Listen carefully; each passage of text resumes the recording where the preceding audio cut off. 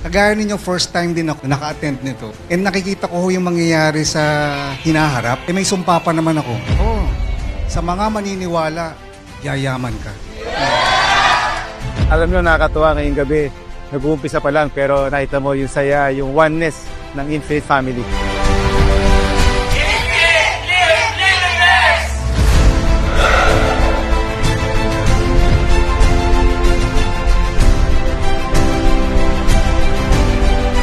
Dapat magaling ka, dapat malupit ka, and tonight matututunan natin yan from the best of the best ng industry.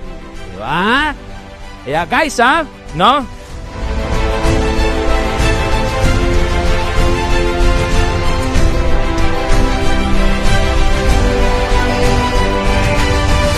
Alam nyo bakit kami nagbabayad? Kasi we want to learn, we want to be educated, we want to be mentored.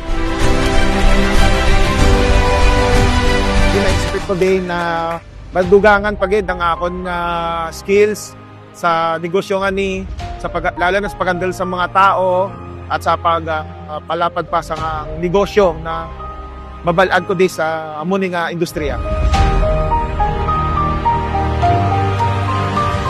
At sabi nga, kapag may nakagawa, marami nang susunod. Sabihin mo sa katabi mo, ako na yun. Ganon, di ba? Di ba? Kaya po ako na-excite dahil habang tinitingnan ko po dito na lahat kayo nagsisigawan kanina, lahat kayo excited, di ba? Who knows? Baka sa next travel incentive, yung katabi mo ngayon yung kasama.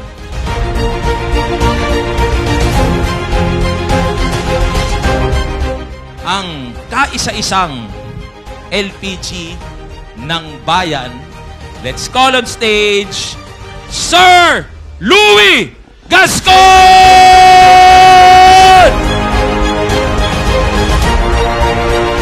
So from now, talaga ito Infinite, talagang ko. Ipopromote ko lahat sa may mga taong may sakit. Hindi lang sa kikita ka, makakatulong po tayo sa tao.